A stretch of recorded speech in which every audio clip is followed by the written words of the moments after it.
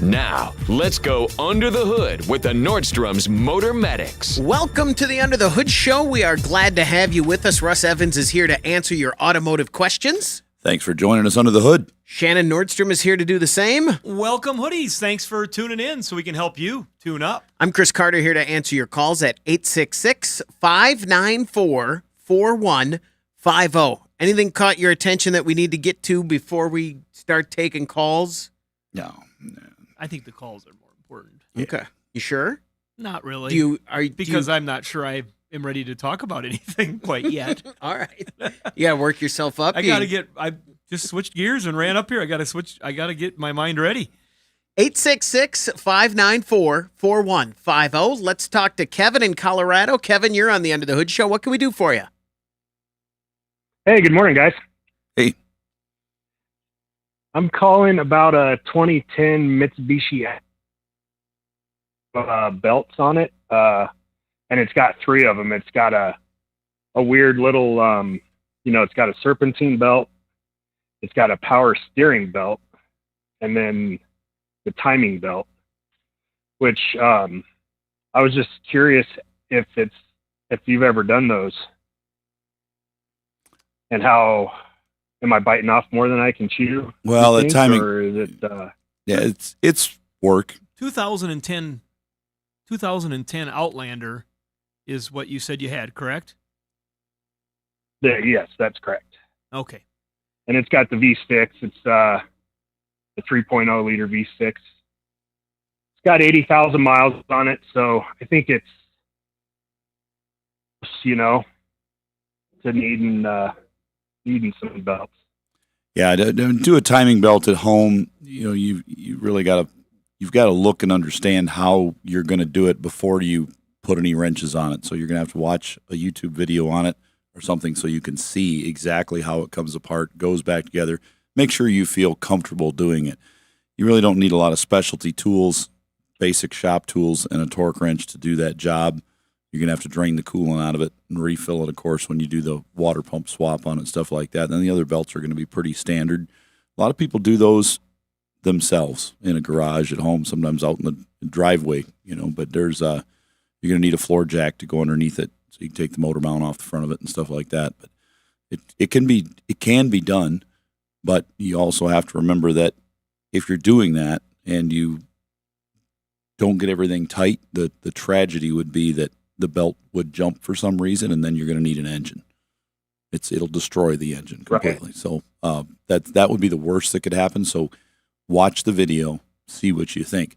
You could also have the same problem if you take a spark plug out and you drop a screw in the cylinder. So there's a risk with everything, but there's also the reward if you do this and you don't have a problem. You say, look, I saved a lot of money. I felt like I accomplished something. I put all those things back together. The sprockets are lined up, and it runs. So that's pretty cool. Yeah, too. Part of the problem, there's not a whole lot of YouTube videos for this vehicle. So I was thinking about a service manual. Sure. But I can't even find a Haynes manual. So do you think like a Mitsubishi service manual would be a good investment if I'm going to keep the car? You should be able to find that stuff online. I'll bet you'll be able to find pictures. I'm not sure why people wouldn't have a Mitsubishi picture out there. Look up something like maybe changing a water pump on an Outlander on YouTube, something like that. Right. I'm really shocked that somebody doesn't have a timing belt video on YouTube. Well, and if not, the days of people going to the library are kind of almost sound old to some people. Like, why would I do that? But there's a lot of people that still go there, and some of the local libraries have subscriptions to Mitchell and AllData. They did it one time. I haven't checked for a long time, but the AllData, the Mitchell are one of them. I know Identifix is one that is out there from a company that we are collaborated with on a lot of stuff, Solera, and that is a place where you could get a step-by-step instructions. We use AllData sometimes. We use Identifix sometimes here at our auto recycling facility when we have to take apart something for the first time. There is times where we're taking apart a 2025, 2026 that we've never seen before. And we're like, okay, how does this come apart? I was just down in the shop the other day and they had a 2026 Equinox. and there was two very qualified dismantlers just standing there kind of studying because they weren't quite sure all the pieces they had to take off to take the taillight out. Interesting. The taillight seems like an easy item, but in this case, there was end caps of the bumper, part of the bumper that had to come off. There was lots of things to get at where you could even imagine where the fasteners are to hold that taillight in. And so that is why those companies exist, is because they help write the service procedures for the industry. And so that's probably might be a good place to go. Even if there's not a YouTube video, there would be a step-by-step procedure in one of those types of online repair guides. And that's the same type of repair guides that Russ and his team use at the service center. If they get into something they haven't done for the first time, they have, they look and see, all right, the book says this operation is supposed to take us 6.2 hours, and you can get a step-by-step breakdown of the procedure. I know, like for a timing belt, I guess, Russ, I think of one of our, he's not new anymore, but one of our newer techs, Sean, when he came from the auto dismantling side and wanted to learn to become a tech, it was something that he was, I remember talking to him, I said, what were you intimidated by?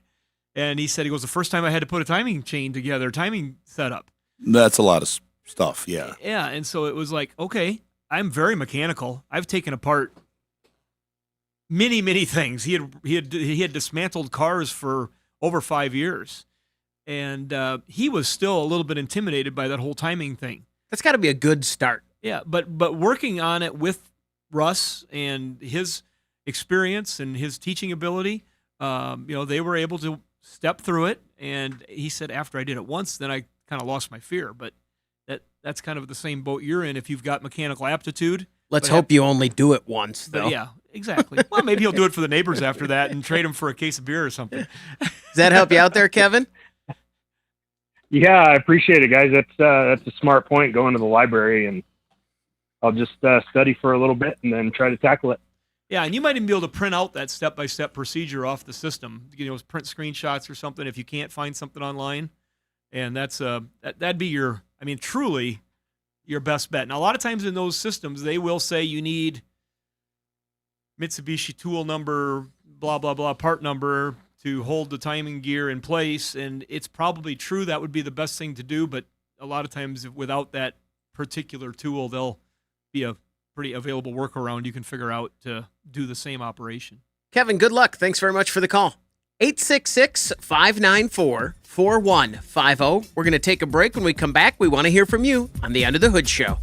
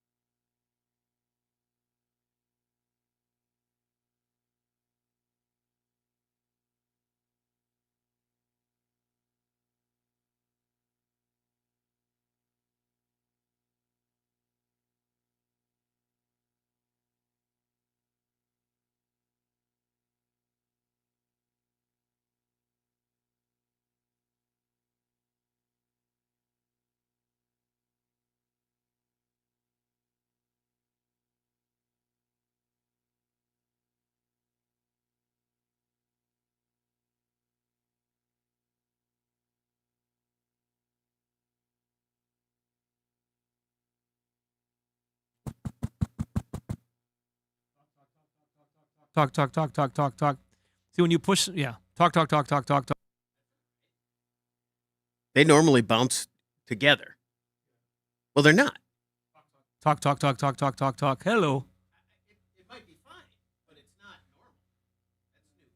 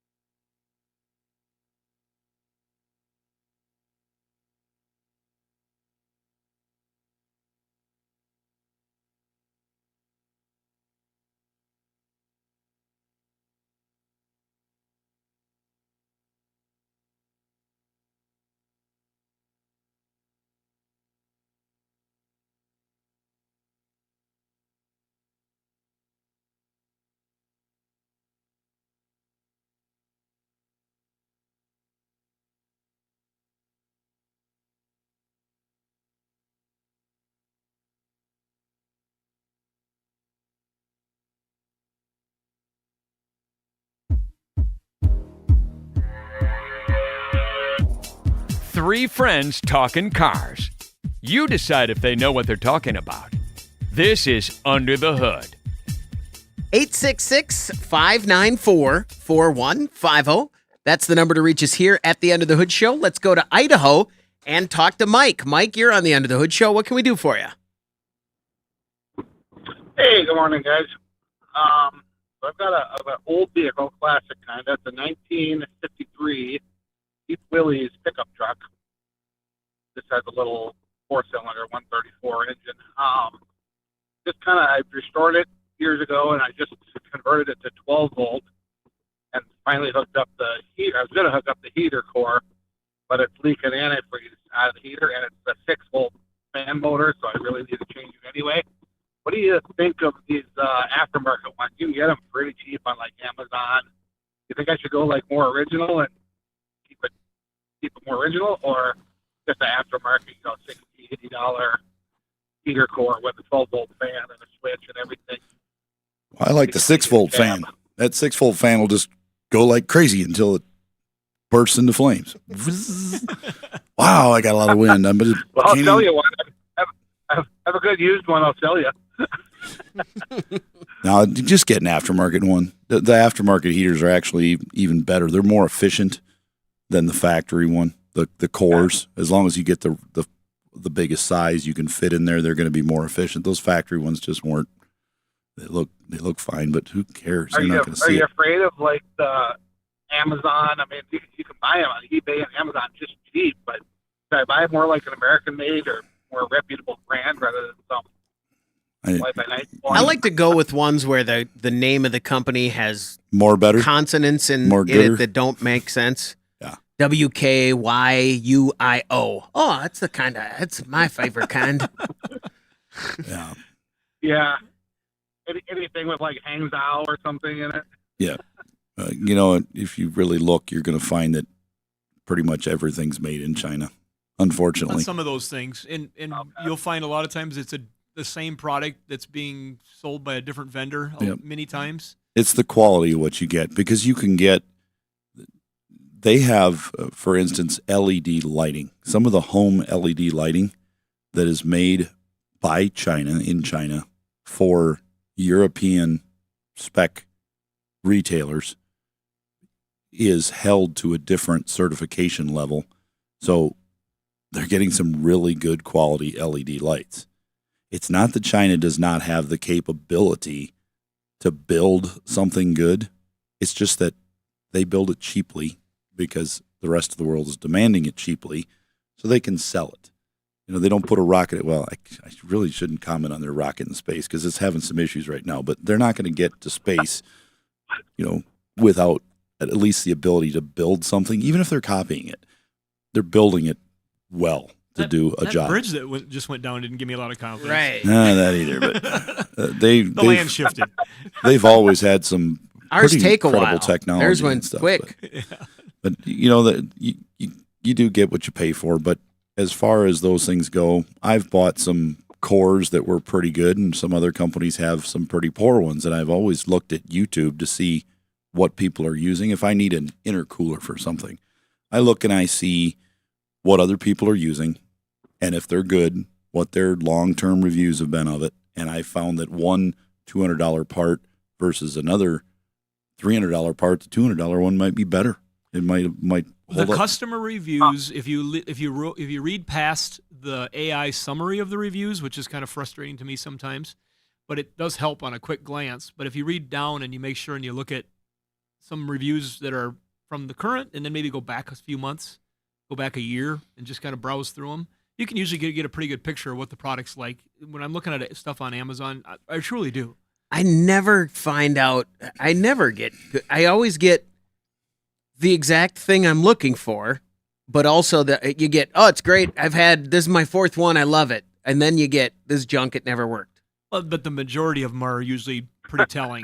Because I always look at the one that says it's junk, it didn't work, and I'm like, that guy didn't know what he was doing, apparently. Right. And that does happen, too. For sure. You'll see some really poor reviews, and they're good.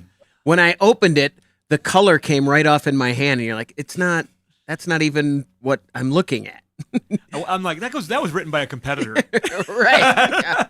No, If I had a choice, though, I mean, in all seriousness, we're having some fun here at the same time, but if I had a choice and I saw there was a made in the USA item and the price was within a good margin, decent margin, not so bad, I'm buying the one made in the USA. And especially if the reviews concur, that solidifies it for me.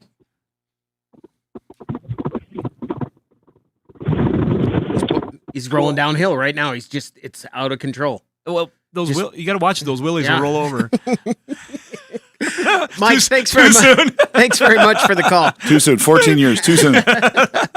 Good luck. 866-594-4150. My neighbor. We missed an opportunity there. The color. It's gray. He was or red or blue or brown or black. Well, there's choices there. My neighbor pulled up with a Willys Jeep on a trailer the other day, and it didn't stay, but I wanted it to be his project, and I wanted to watch it. I want that. You wanted to watch it be created. Yeah. Where'd it go? I don't know. It was on the trailer, and the trailer left too. So I don't. Do you have enough years? At this point in life, it's like I remember when I was a kid, and the neighbor pulled up with something in the garage, and it was not finished by the time we moved. And will it ever be finished? Those things like that. Let's talk to Paul in Arizona. Paul, you're on the Under the Hood show. What can we do for you? Good morning, guys. 2009 Toyota Venza. Power hatch in the rear.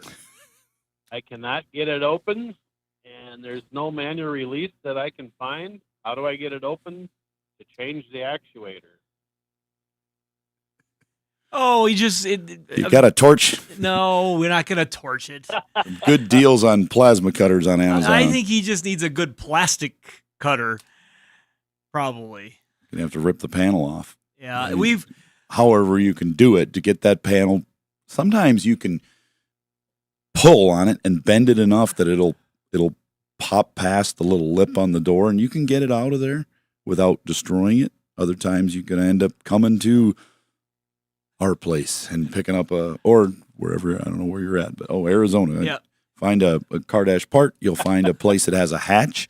You'll ask them, hey, can I buy the inner panel off your hatch? And they'll say, well, anything's for sale for a price.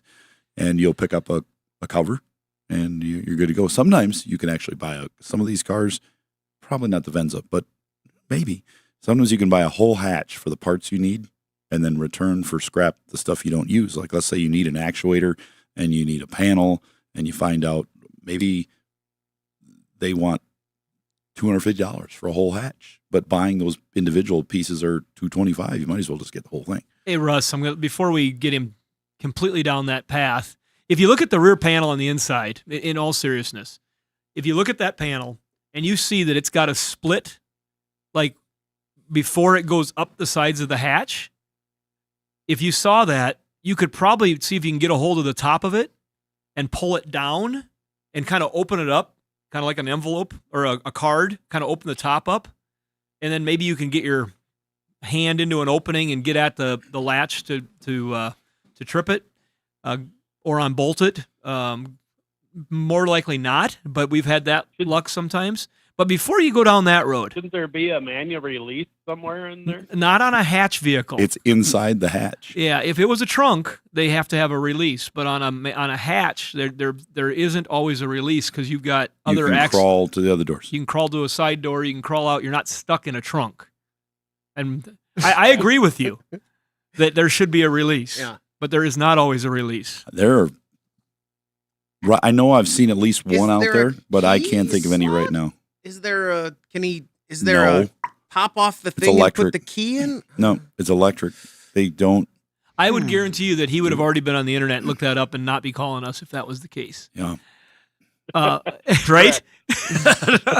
Yep. Now here, before you start getting violent, because it's going to cost you a little money, but it'll be fun. But for a little bit because that plastic will always cut your fingers. So put on some light gloves. That stuff is just Heavy nasty. gloves. Yeah. Well, something you can still work with. You don't Not want to those little cotton. You look Yeah. like Chris. And his Yeah. damaged girly hands. Over Yeah, there. look at that. And Soft not as like working kid. girls. Yeah. I mean, like, Let's not go there. Not that kind of work. I mean, like, I don't know how to work. I mean, like somebody who. Okay, get me back Never on mind. get me back on track here. The method I've seen us use, Russ has talked about it before too.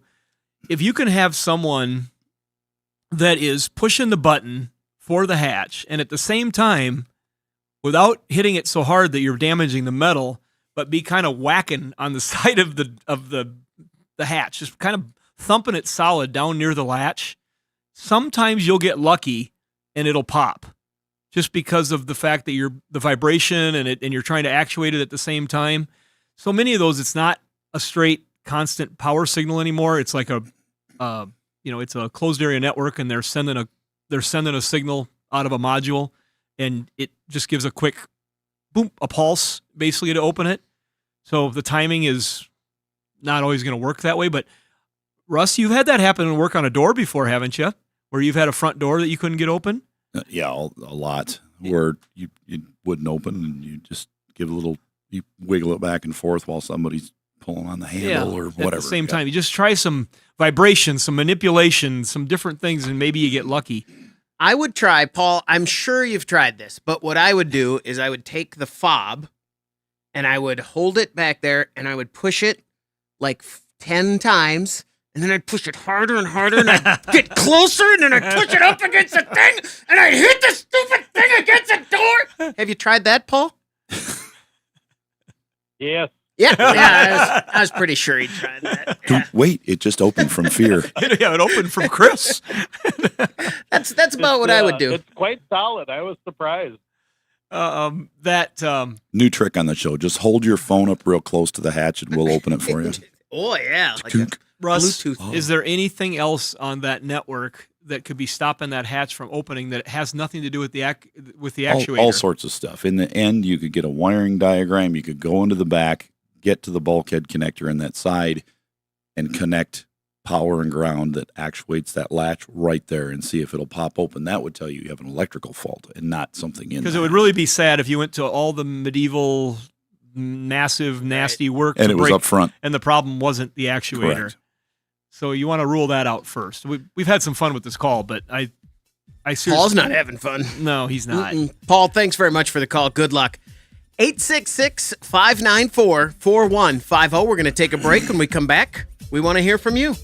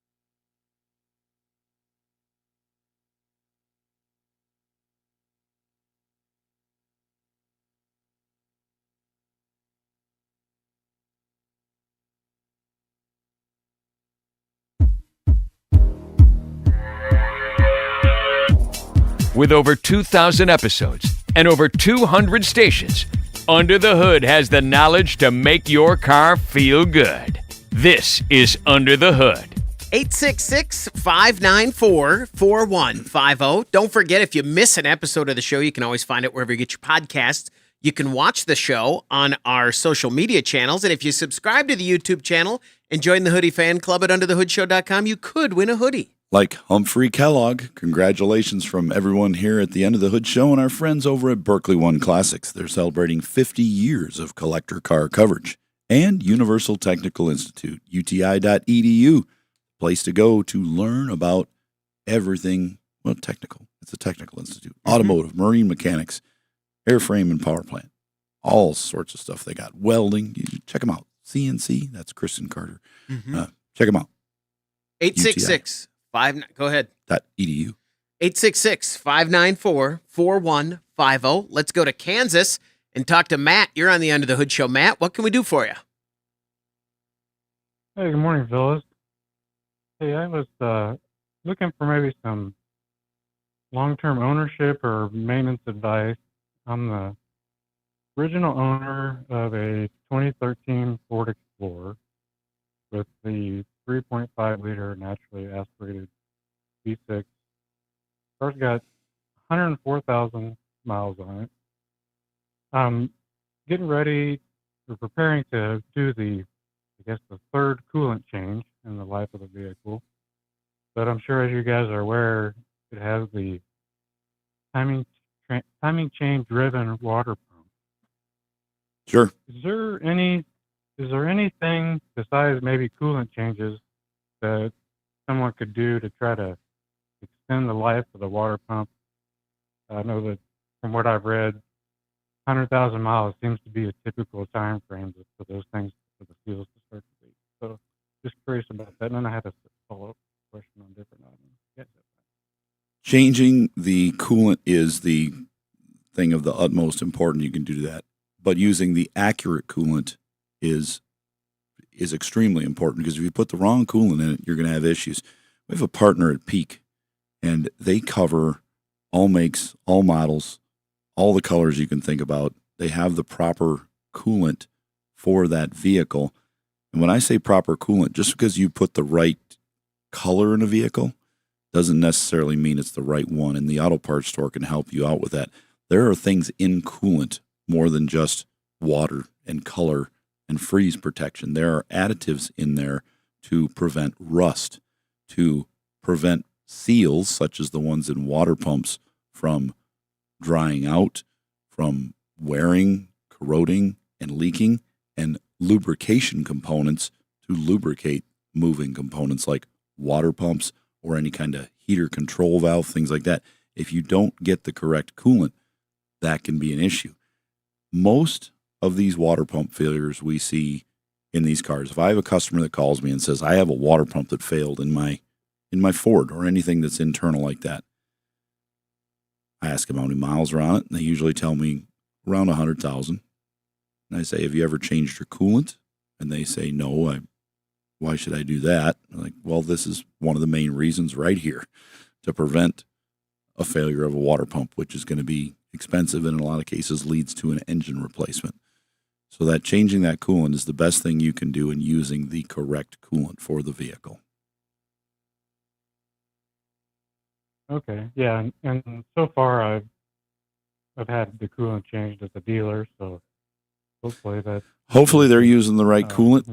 You would That's think what I was that just they going to would. ask. As a person who has you guys as a resource, but if I didn't, would have no resource. If I'm just bringing my car in to my shop and do I have to worry about any of this? If I the shouldn't shop have is to, doing right? the right thing, then you shouldn't have to. That's why you go to the shop. Right. They should know. They should put the right stuff in. I can tell you, if I could put together all the hours into one bundle that I spend looking up and obtaining the correct fluids for vehicles, Sure. I bet I would have an extra week of work, an extra 50 hours of my time available, because I am spending every day I'm spending a few minutes here and there. Just making sure that what fluid does that take? Do I have that fluid? Let's get that fluid. This one takes Toyota WS. This one's a NS3 on a Nissan. Different fluids for transmissions and CVTs. Oh, this Mercury takes a special Mercury CVT. And you're only. not just Googling it. You have a resource. I have a system that tells me what fluid goes in that, and it's based on the factory recommendations. And sometimes I have to go to the factory site, see what fluid they sell by the partner. Is there like a consumer edition of that fuel of that the system? auto parts store? Okay. The auto parts store, if they'll either list it as 100% accurate, or they won't list it at all, and they'll say, well, you have to consult the dealer. Okay. Because they don't want to get into the point. If you go into let's say you go into O'Reilly Auto Parts or AutoZone, Advance, and you say, I need some fluid for my 2010 Tahoe, and they say, oh yeah, the transmission fluid, it takes this. Here you go, and they sell it to you. You've got a receipt for that. You told them what you wanted. You put it in your vehicle, and it damages something. They're in trouble. They just told you for a fact what it takes. But on the other hand, if you go in and they say, we're not sure what it takes, we have all these fluids, you can either pick one yourself or consult the dealer, but we're not going to tell you what it takes. They're off the hook. They've done the right thing because they don't know, and they're not pretending to know. That would freak me out so much if I went into the auto parts store and said, hey, I need this. And they're like, we're good luck. I'd be like, what? That's seldom. That's seldom going to happen. Usually they'll say, "I don't have an interchange for that. I can't help you." Yeah. But they're probably going to give you a really good. I know if you go into Advance Auto Parts, they have a very detailed listing of their products. I mean, they consult with the OEM manufacturers, and they'll give you some really good listings of the stuff. Matt, did you have another question? Yeah, I did. So I typically do my own oil changes on this vehicle, and so having known about the potential water pump issue, each time I've changed the oil, I look for any evidence of coolant leaks, and apparently they will typically weep out like near the AC compressor. Well, the last time I did this and I looked, I noticed that on the bottom of my AC compressor, there's green dye residue. My air conditioner is working fine, seems to be cooling fine. However, it appears that might be an indication that I'm leaking refrigerant from the compressor, but it's right near the bottom of the compressor. There's a brass fitting inside the compressor. And I've heard about scroll valves on other compressors. It's still the compressor. Didn't know if not replaceable. So a whole unit, you got to replace the whole unit. But if it's green, 100%, it has been leaking at some point. And it may have leaked just a couple drops, and that'll go a long way to making it look that way. On a very hot day, maybe it was 98 degrees out, high humidity, the AC was running on high, the engine bay was super hot, and it just seeped out a couple drops. You could do that every summer for 15 years, and it wouldn't affect it. Not a tiny amount. If it gets to be a little larger, you're going to start noticing a performance drop, and that's why a lot of AC systems have to be recharged at 5, 6, 7, 8 years, and then they're fine for another 5 or 6 because they have seeped out a little bit under extreme duress, and that can happen. Does that help you out there, Matt? Okay. Yeah, so don't worry until it starts to be a performance issue then. Right. When it starts to end, but when it does, don't wait. Get it recharged, get it checked, because if you do, when you're running low on refrigerant and performance, you're running low on oil. The oil's being carried with the refrigerant, and that keeps everything cool and from destroying itself. Matt, thanks very much for the call. Good luck. 866-594-4150. We go to Michigan. Talk to David. You're on the Under the Hood Show. David, what can we do for you? Hey, guys. First off, love your show. Thank and you. I feel I'm brilliant by the time 1 hour comes by. And actually, no, I don't feel brilliant, but I feel a lot smarter than I was the previous hour. So I appreciate how you guys put everything into I feel that same way. It not could to be. It could be a trick. It could be like me. I leave here thinking I'm smart and I'm not. So just be aware when people are talking to you. You might not have the brilliance you feel like. All right, go ahead. Well, you guys, okay. I have a 16 Fusion, a 2.5 engine. This is my second 2.5. My other one was rear-ended. I absolutely love the vehicle. I've never had any issue prior to what's happened recently. So living in Michigan, obviously we don't need air.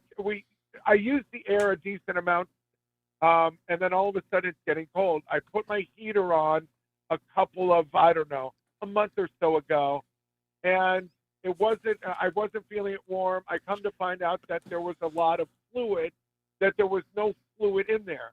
My friends that are mechanically inclined said there's never a reason why you should ever leak fluid, but sometimes it happens. So I've gone to 3 or 4 mechanics, and recently I put like a half a 50-50 mixture into it. So here's what I'm finding. I've had a check for a heater core. The guy told me he looks underneath the carpeting, underneath my floor mat on the passenger side. There's nothing there. I don't smell a sweet smell. And yet when they put the car up on a lift, nothing is coming out. So, and I said to him, is it just possible something is slightly burning throughout? You know what I'm saying? And I know what you're saying, but you're scaring me because I know what engine's in this car. So, But he's not had any problems. So right. but he's losing a tiny little bit, right? Yeah. Right, but nothing is. You're not seeing it. And then my friend checked the dipstick, and he said if something is leaking into, if fluid or It'll burn it. coolant is leaking, right, it would look like a brownish, a beige. Yeah, but it'll So burn it out the something there tailpipe. is- Tiny little bit. Yeah. There's a fix for this, There is. and it fixes almost every time. So don't just seal it. KSeal. Seal it. Yeah. So get yourself a bottle of KSeal. You can pick it up pretty much everywhere. Tell that? It's easy. The letter K dash SEAL. Oh. Like it's got a little seal on it. KSeal. KSeal, okay. Yep. Comes in a little bottle. So the KSeal Ultimate is going to be the strongest of it. 33% more sealing power. But we've heard the commercials. I read them every week. But it's really great. I mean, a lot of shops have learned to love this because what happens is a lot of these blocks were porous from the factory. So the block itself looked like a screen door under a microscope. There's really nothing wrong with the block other than it didn't, when it was cast, it just didn't work perfectly. But it's so small that it's a minuscule amount. So if you're only using that teeny tiny bit of coolant, put the KSeal in it. It will seal it 100%. And it's a permanent pour-in solution. So you can put it in your cooling system. We used to use this, a sealer, Cadillacs. Every single one, right from General Motors, said, you put these sealant tablets in the coolant every time you drain and refill the coolant. And then you put them in every couple of years because if you don't, this engine's going to leak. They knew it. It was right from the factory, but it was considered a good fix. Yeah, they had a part number for the tablets. Exactly. Now, KSeal. If you own a North Star engine, you put KSeal in it. So can I ask you then, just as a follow-up, what caused this in the first place, or is it irrelevant at this point? The factory caused it. The manufacturer of the engine caused it. Assuming it's that problem. Yes, it's if it is that problem, it is a manufacturing defect. It's just in the. I don't know. Wasn't in the plant. I haven't seen it, but I have seen some of it. It's interesting to see what caused it, like the General Motors failure. When we saw what caused the issue with the machining, it made sense. I don't know what it is. It could have been that they had the material they were using for these blocks contained too much oxygen. It could have contained some other element, just something that caused Somebody it to, didn't check a gauge every 8 minutes like they were supposed to. And the machine just cast not 100% perfect like other ones. And it doesn't happen on every single one, but it happens on enough of them that when a customer comes in, if they tell me they have a small leak like this, I say, let's do the KSeal. It's going to be under $50 and you're on the road. Maybe 100 at the most if I got to drain a little coolant out of it. But if they come in and say it's misfiring on cylinder number 3 and I've got a failed catalytic converter and the light's flashing, I've put an engine in it.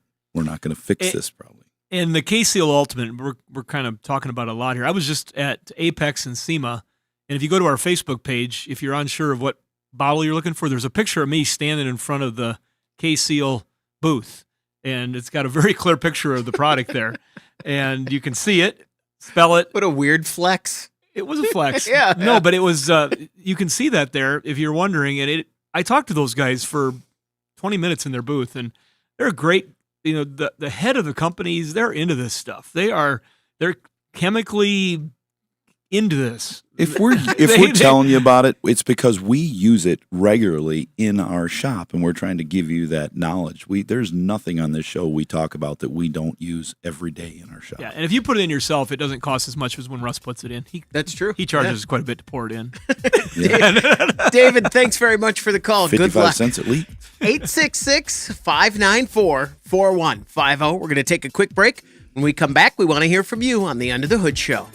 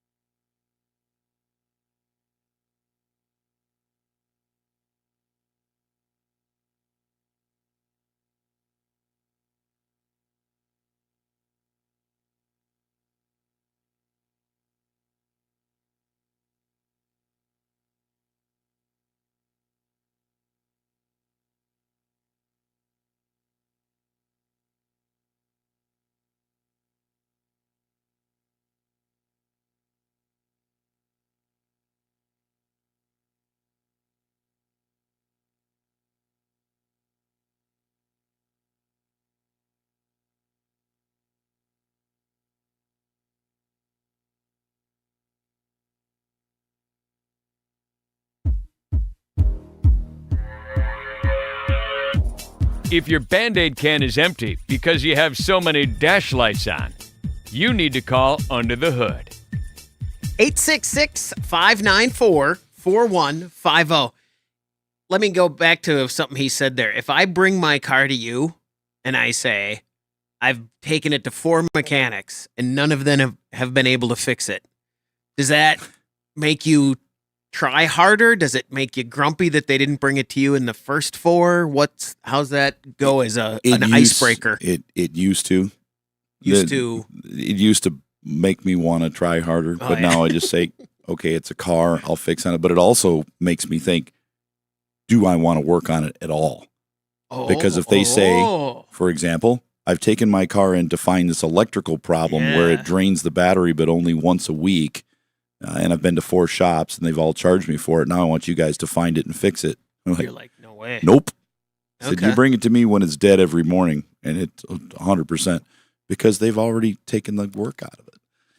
But what really gets me, I still get a couple a year that come in and say, I need an engine, and I tell them it'll be this much, and they go, oh, but I've already spent $4,000 trying to get other shops to fix it. I've been to 3 shops, and they did all this, and now they tell me I need an engine. I can't afford that.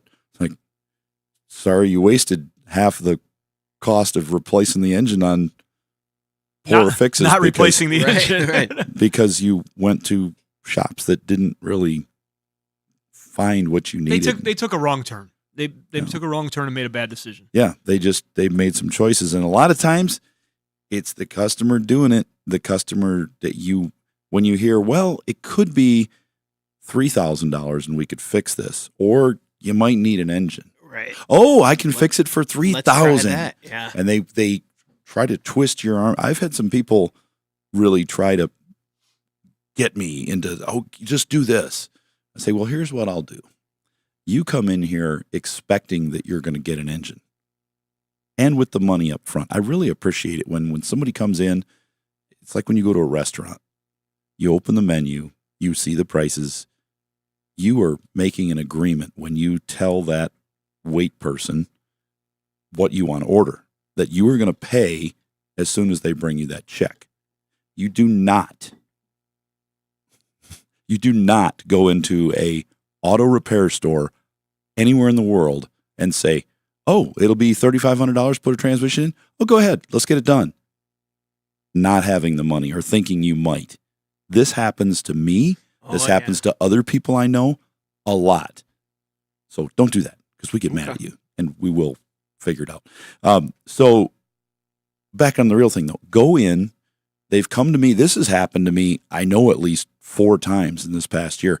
Come in expecting to spend X amount of dollars to get an entire engine or transmission replaced, because this is 90% likely what you're going to need. And when they come to pick it up, I say, that's going to be $800. We found this. It was a wiring issue and a computer, or it was this module we replaced and programmed, and you're good to go. Oh, I didn't need the whole thing? No, but you were prepared just in case. Now they're ecstatic. They're super happy. It's fixed. They're like, well, how long is it going to last? Well, as long as it would have lasted if this part never broke. It didn't do any damage, and we fixed it. You're good to go. You don't have to put all these things on. Some people come on. You ever do that, like replace a whole engine but you just tell them it was only $500 just so it looks good? No, but for full transparency, I mean, most people know if they've come to our shop and done work, they know how transparent we are. We put an engine in a vehicle one time, and there was a little mistaking on the communication because I was not listening to that person.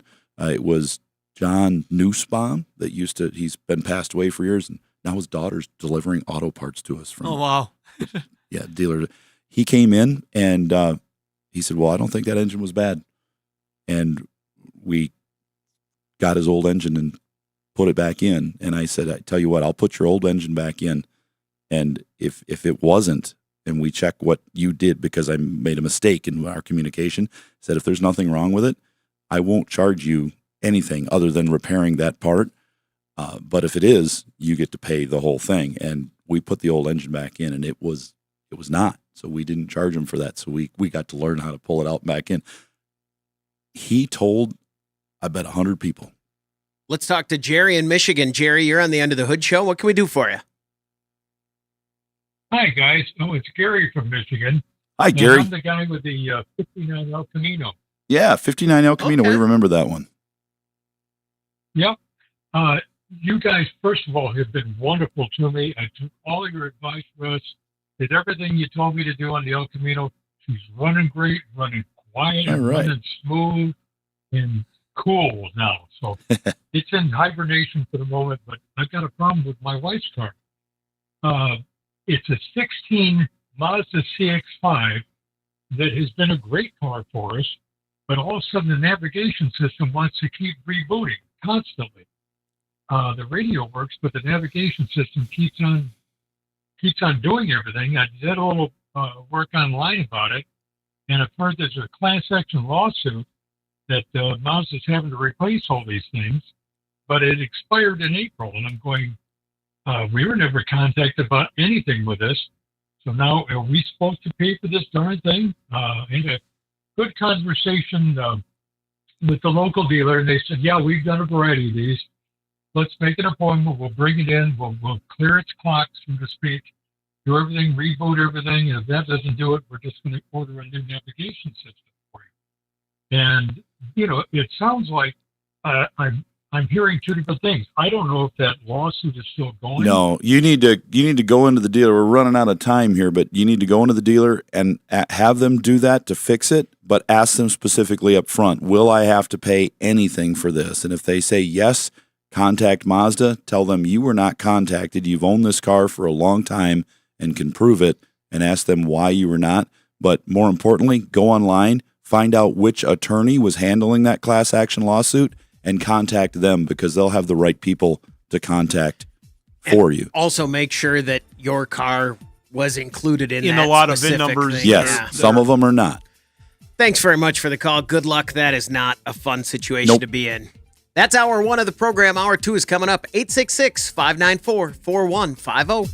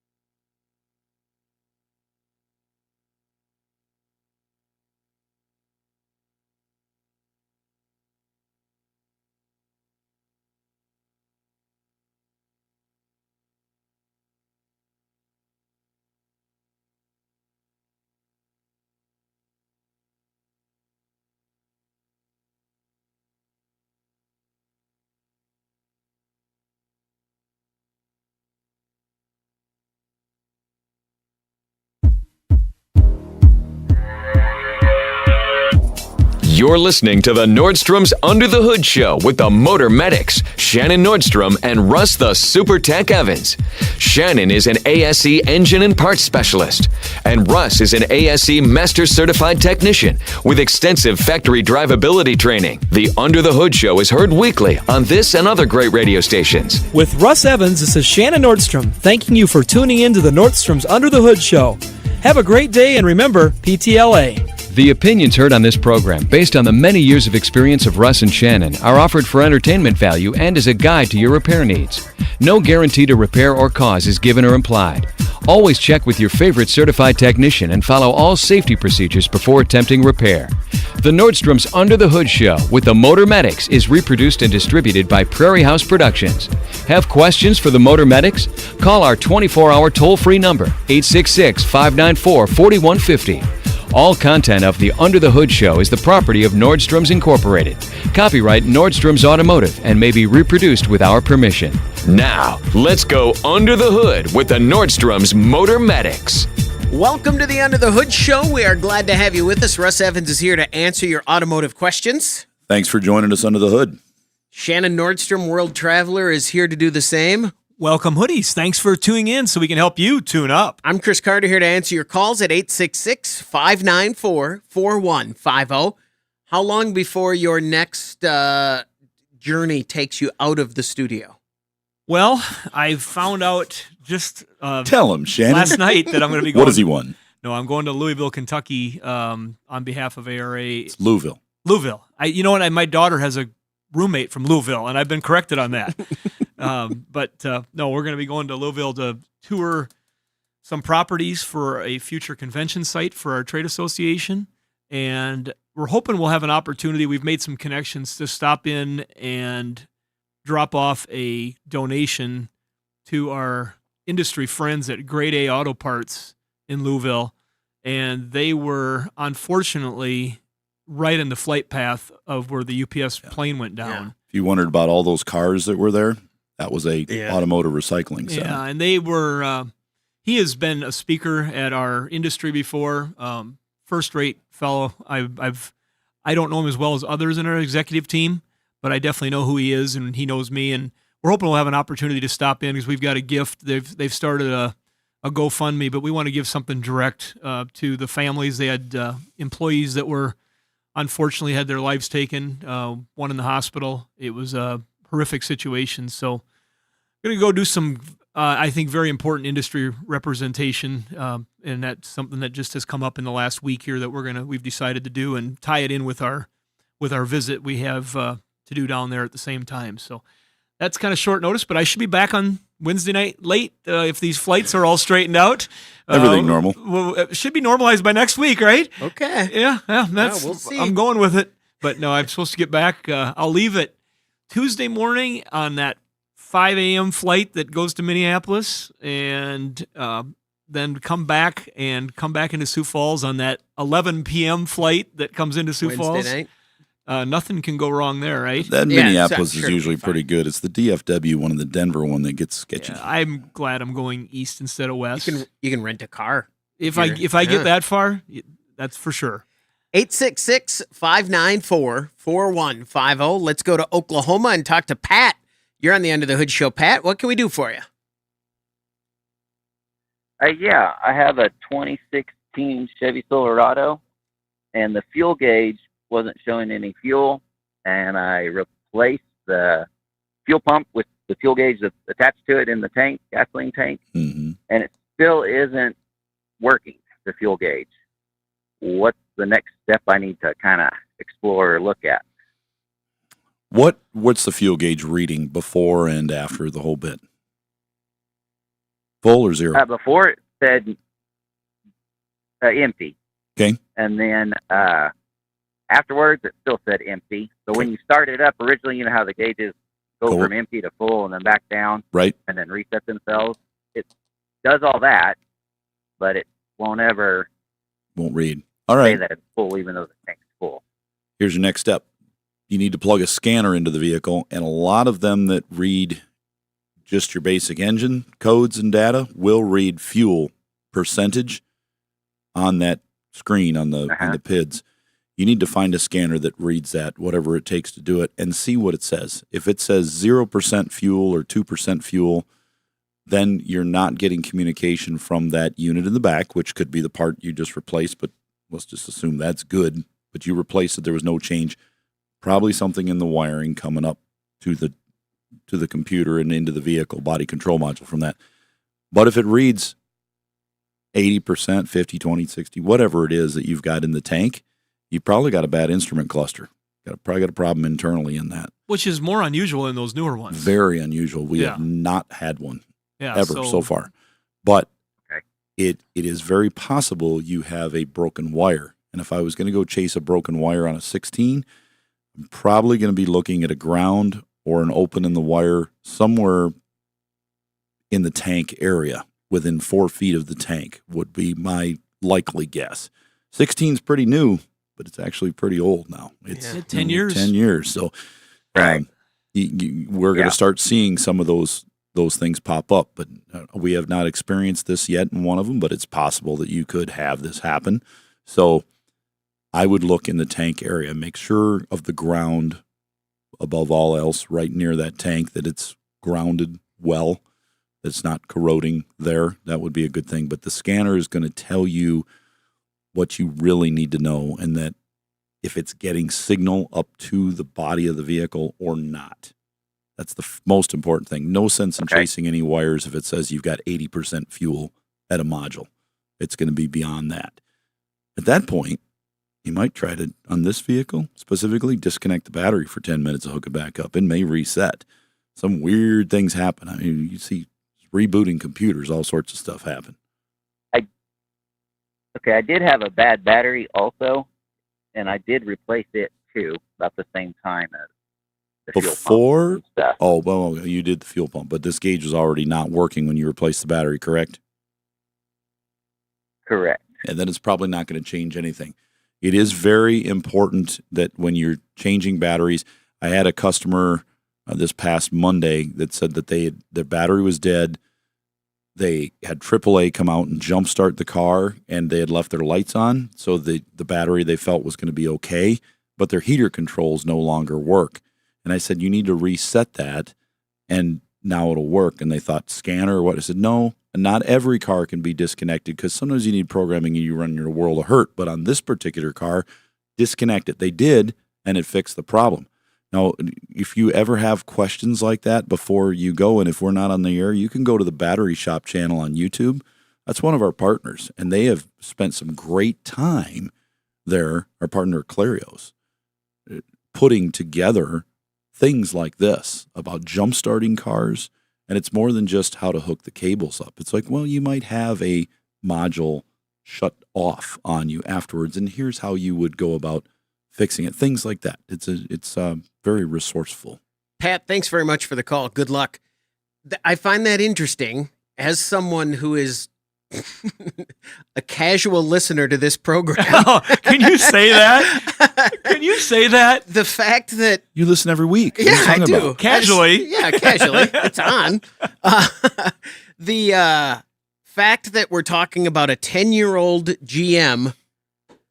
That's a 16. Automatically would think, well, those things had a ton of trouble with the dashboard, with the clusters. Yeah, that's old news. And it's interesting to me that's old news. That was a 2006 problem. Yeah.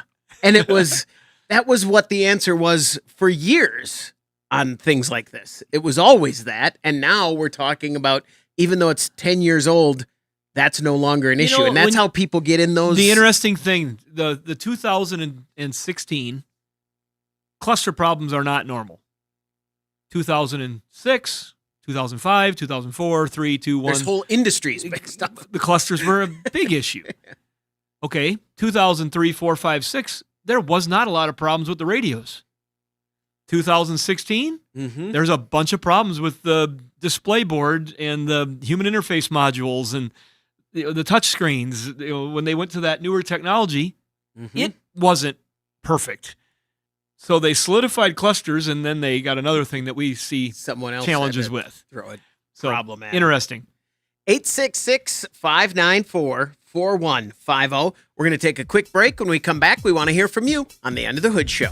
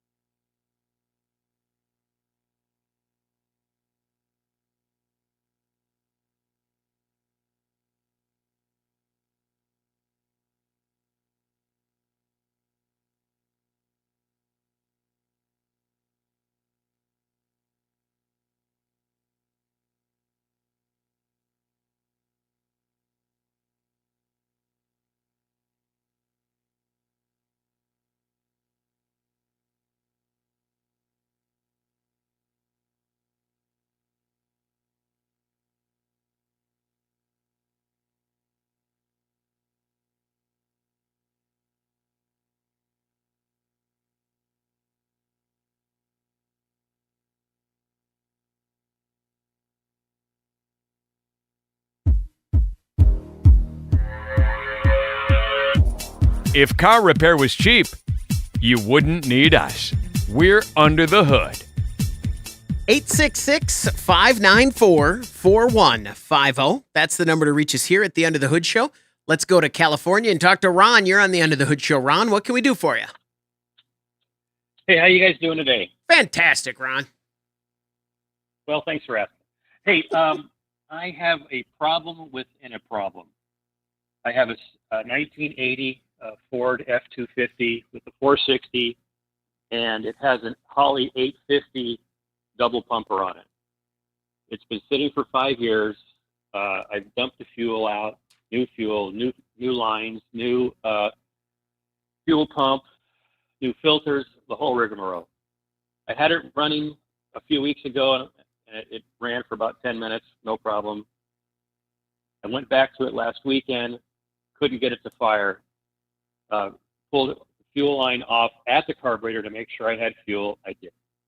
And in checking for spark, I touched the coil that was hot to touch. I don't ever recall finding a coil that's hot to touch like that. And I'm wondering if it was from cranking the motor to get it to start, or if there's a problem with the ignition that's prohibiting the engine to fire. An addendum, I did use some starting fluid, and I got it to fire for about 10 seconds, and then once it burned that up, it wouldn't fire. If that's the case, then it's just running out of fuel. You're not getting fuel to it, so we know we have spark. But if you leave the key on, in the on position, the engine's not running, or you crank it for an extended period of time, and then it's on without running, yeah, it'll heat that coil up. Because at the lower higher RPMs, it's fine. It's pulse width because it's on and off constantly, and it'll regulate itself. It'll be fine. But when it's cranking real slow, the on time of the coil is longer than that off time, and it heats up, and it'll get very warm. They originally had a resistor in the line, the power line going to the coil, or they had a resistor coil on it. If you do not have a resistor in either, then it needs one in one of the two. Either you need a resistor in the coil, or you need a resistor in the line. Otherwise, there'll be a backup. Okay. So I need to figure out what kind of coil I have. Yeah, well, look at the wiring diagram and see if it shows resistor between the ignition switch and the coil. If it shows no resistor, you need a coil that has a resistor built into it. If it does show a resistor in that line, you put a standard coil on it with no resistor. Then you got to find out what's wrong with your fuel, why you're not getting any fuel to it. You can take the line off at that carburetor and disable that coil completely so it doesn't have any ignition source, no spark, and crank it over and see if the fuel pump's pumping fuel up to it. Maybe you got a restriction in the line somehow, rust, whatever, collapsed rubber hose connection somewhere, bad fuel pump. Or if all that's good and it's pumping fuel up there, it may be that the float's stuck and not allowing it to get fuel in. But it's a double pumper, so it's going to have a float on each end. So both of them sticking at the same time is pretty rare. One of them could stick. I've had them where they'll stick on one end and you just give it a good old tap while it's running on the other end, and all of a sudden the fuel level will come up. So yeah, that'd be pretty rare. I'd be more apt to think you've got either a collapsed rubber hose, either at the front end or the back end by the tank, or you've got a fuel pump that's gone out. Ron, thanks very much for the call. Good luck. 866-594-4150. Let's go to Wyoming and talk to Jess. You're on the Under the Hood Show. Jess, what can we do for you? Good morning. I've got a 2008 Jeep Liberty. This past weekend, I changed the struts, CV axles, and axle seals. And, of course, doing that, you take a lot of stuff apart. And I put everything back together, the factory specs, torquing everything. And I was wondering, do I need to retorque again, putting a few miles on it? I've already had the front end aligned. The only thing you need to retorque would be the wheels. Everything else should be permanent. If you're doing front end components, you torque them once, and they're done. You put the cotter pins in there, and you're good to go. But the wheels, it's always a good idea. we torque them down in the bay. We drive it up the road and back while we're doing our test drive, and then we retorque every single one of them, everyone, because occasionally you will get one that will loosen up. I have some after I bring them back, test drive, they need to be tightened up a little more. So might need another drive. I did that. I just wondering about like like your steering knuckle and your outer tie rod, those and stuff like that. They should seat because you've got iron on iron. They go together. They're pretty permanent. But unless you didn't get them tightened down in the first place, it's good to torque them down and then back the nut off and retorque them again on the hoist. You're turning the wrench, click, you tighten it up. Do not go backwards with a torque wrench. It can damage it unless it's a double, bi-directional torque wrench. So you use a regular wrench to loosen it back up a quarter turn and then torque it again. It's like doing with all electrical connectors. You have to do that, otherwise it may not torque properly. But you're talking about iron on iron parts, steel on steel. You don't have the problem like you do with a wheel, where you've got an aluminum wheel and you've got a cast iron hub or steel. Two different dissimilar metals there, and you have corrosion buildup in there. So you want to make sure you drive it. It'll wear in a little bit, tighten it up again. But with those front end components, we just don't have them come loose. We tighten them up once and then back them off a quarter turn, click again, and they're fine. Jess, thanks very much for the call. Good luck. I found a torque wrench yesterday while I was cleaning out my shed to get ready for winter. And I thought to myself, why do you have a torque wrench? That's what I was trying to figure out. I remember getting it because I thought I needed it, and he torques on the weekend. Why would I? Job. Yeah. So why would I have needed it, I wonder? I did. Probably, did somebody give it to you maybe, or was it a new one you thought? A new one. Get it for wheels maybe? Yeah, I'm sure I did, but I can't Lawnmower remember. spark plug? Was it bought while you've been part of the Under the Hood show? Yeah, it's pretty new. And something in my mind tells me Chris got a torque wrench for something. You should just come over to my garage some weekend and just go through toolbox drawers and go, what do I do with this? Yeah, what's that? Can I use this on something here? And let me test this out. And I gave him a tire one day and I said, there you go, bud, put it on. He's like, okay. On his car, he changed the tire. Yeah, it's fine. He got it done in Maybe about an hour. that's why I had the torque wrench. He got it done, though. He's like, I changed the tire. There you go. 866-594-4150. Let's talk to Sue. You're on the End of the Hood show. Sue, what can we do for you? Hi, guys. I listen to you a lot, and I enjoy listening to your information. My husband and I have a 2003 Buick Park Avenue, and recently it just wouldn't start. He thought it was a battery. That checked out okay. They've checked the alternator. They've checked the fuses, and he's come to the conclusion that it's just a slow leak. It's my car, and I'm supposed to carry a battery pack in it and then just charge it up whenever I can't get it to start. I was wondering, is there anything else he can check for a slow leak? Well, he's done with it, Sue. Yeah. Sue, no, he's clearly made the decision not to check anything further because of the battery pack. Right, yeah. That's the solution. He solved it. Yeah.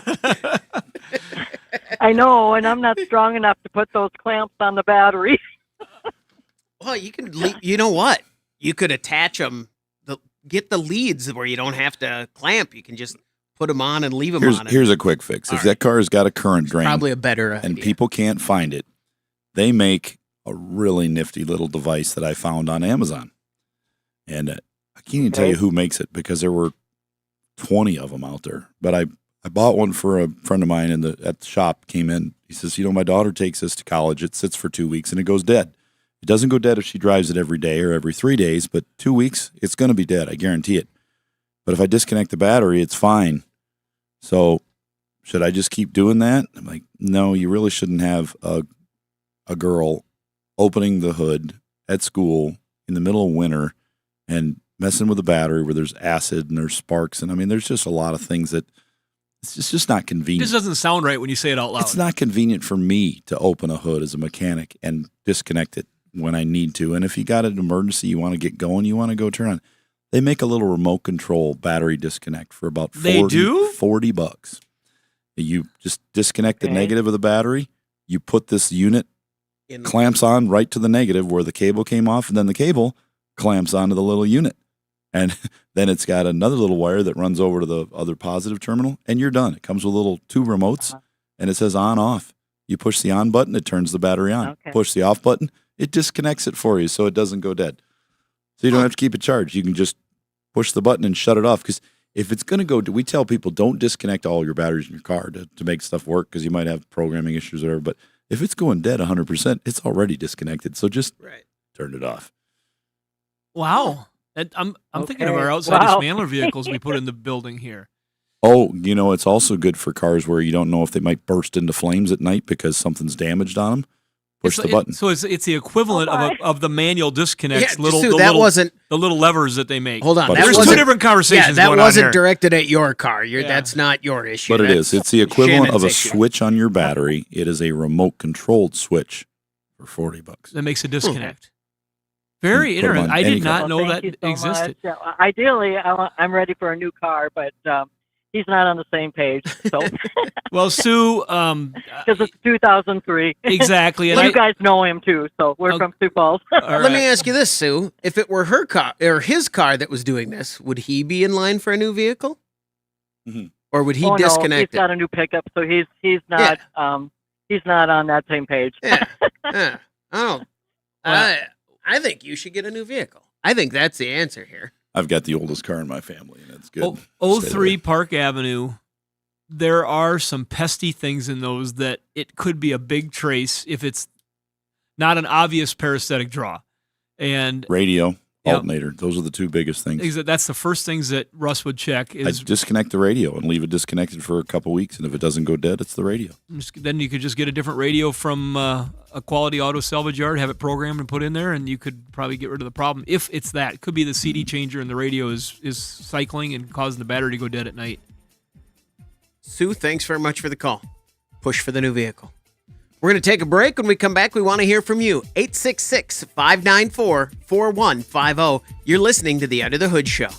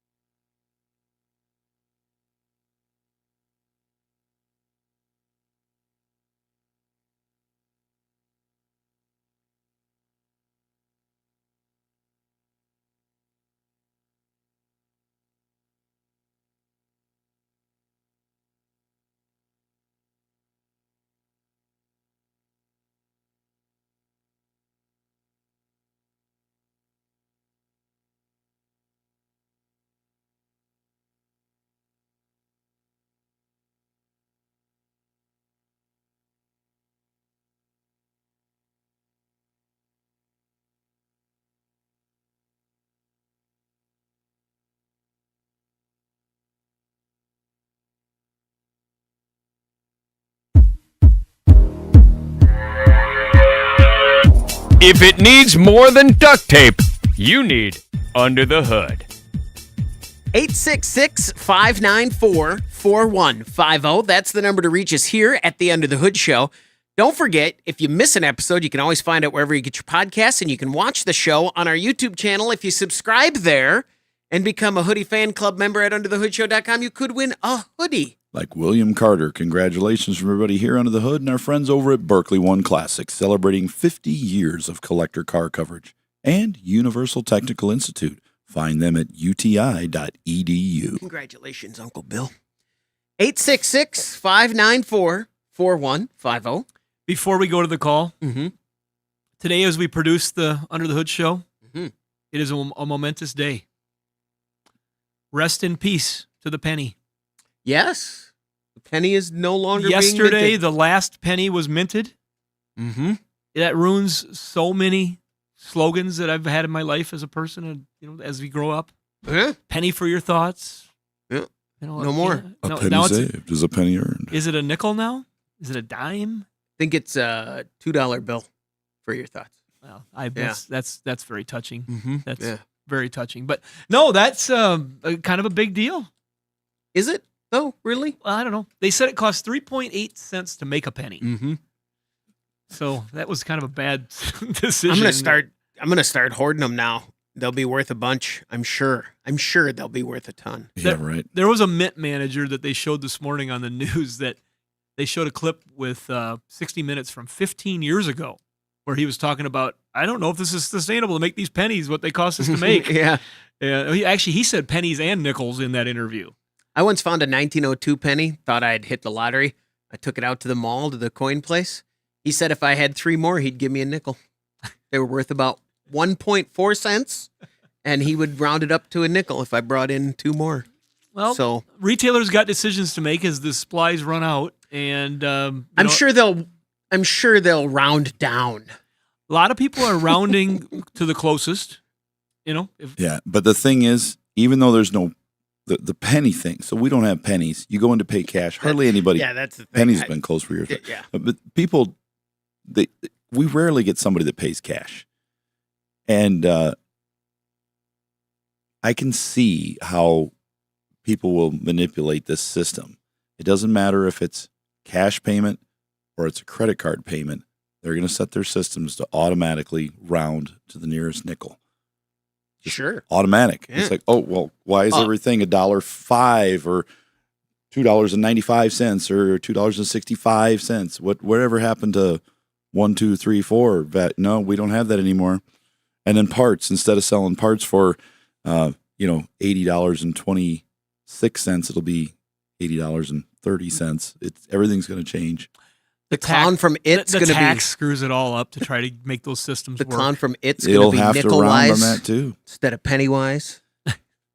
So, yeah, I don't know. I wonder how much it'll cost to actually make the change versus it costs 3 cents to make every, or whatever it is, for 3.6 to make. What's it going to cost to have all these systems change, and how much is it going to cost people to pay the difference? Because you said they're not going to round down, Chris. Yeah. They're going to round up. There's some of the big retailers that had issued statements. Of course, they have to have a statement. It's just fun to and some were speculate. One grocery store chain was, please bring exact change if you're going to pay cash. And I thought that was probably a harsher way to look at it. Then there was quite a few that we'll round to the nearest nickel, sure, up or down. They made a movie about this where across America, somebody, and I think it was based on a true story, somebody had gone to jail. And Chris, you probably remember the gist of this. They had figured out a way that when somebody did a transaction at a ATM machine, it was rounding, and they were able to take like a penny or two out of every transaction, and it was a lot, insane amount of money. So it does add up. Here's what I think. Nothing. It's not going to affect anyone hardly at all. Oh, we're not going to notice. They're not pulling the pennies out of circulation. They're just going to let them slowly fade away. Someone asked me 2 weeks ago at our local convenience store, there was a person in front of me paying with a $2 bill. Huh? And they looked at me because they're like, well, you're old. Is this real? And I said, well, yes, it's real. And you are required to take it because it's legal currency. And yet I've never, when did they make a $2 bill? I said, I don't know when they stopped, but they've been around for a long time. And I said, there's also a little round one that says Susan B. Anthony. It's $1. It looks like a quarter. She goes, yeah, we had one in our quarter drawer the other day. I thought it was fake. Like, no, that's $1. Is it going to be leave a nickel, take a nickel? Yeah. What about the penny jars? Are they going to still be there? No. Yeah, nothing's going to change. They just aren't making them. That's all. That's all. We'll see. We'll use credit cards.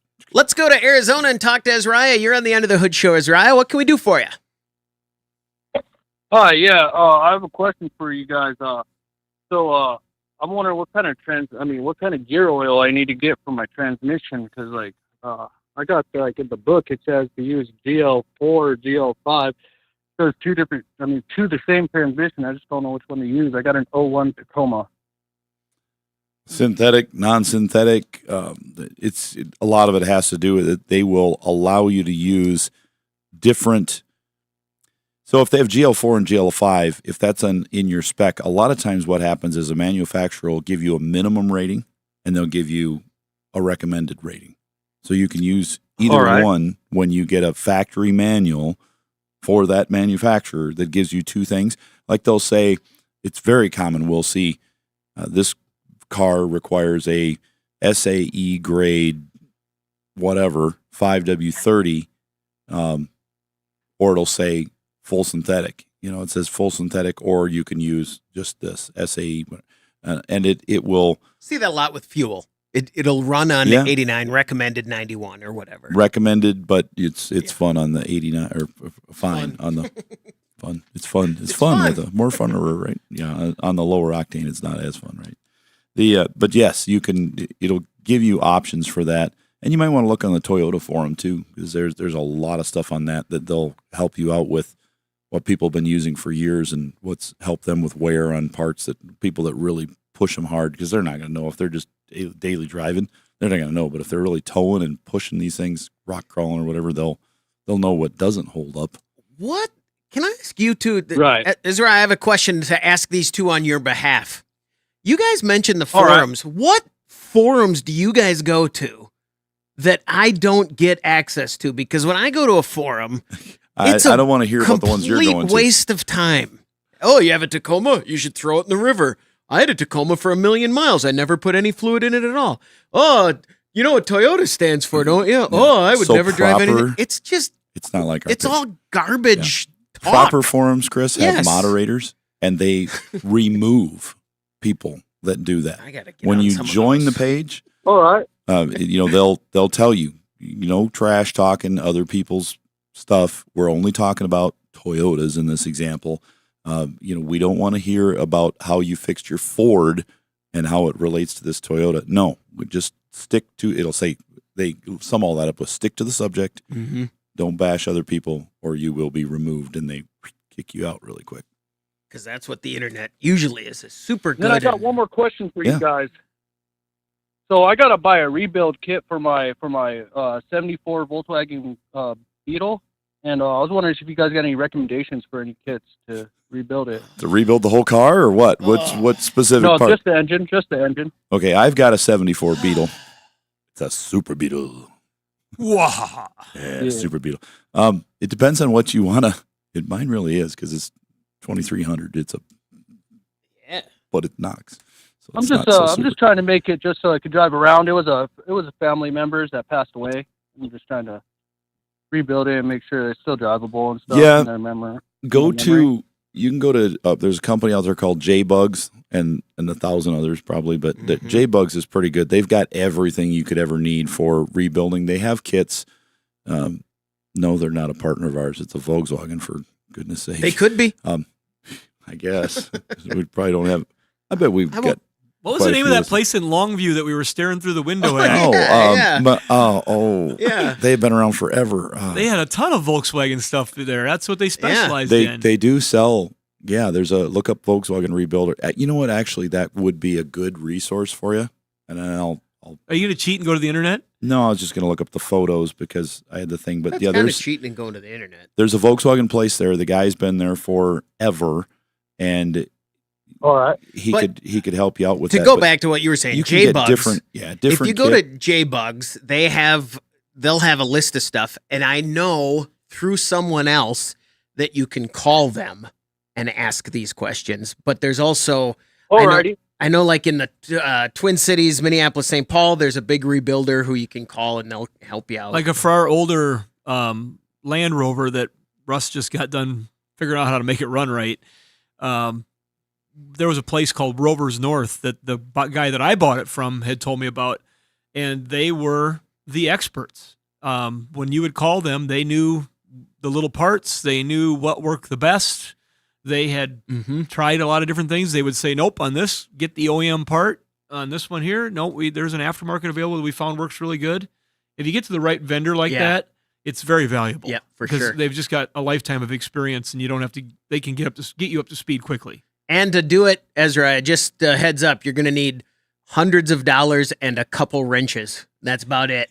It's the greatest. That's Good fine. luck. That's fine. Yeah, it's good. You I just enrolled into UTI, so. Oh, that's Be able awesome. to be equipped here soon. Oh, that's Yeah, I awesome. listened to you guys' radio show. I found it about a year ago, so it's something I'm really passionate about. I was working on my own cars and stuff. So it's something I decided to go to school for. Which campus are you going to You go guys' to? recommendation helped. Well, I want to do diesel mechanics. Okay, and do you know which campus you'll attend? Where at? Yeah. The one in Phoenix.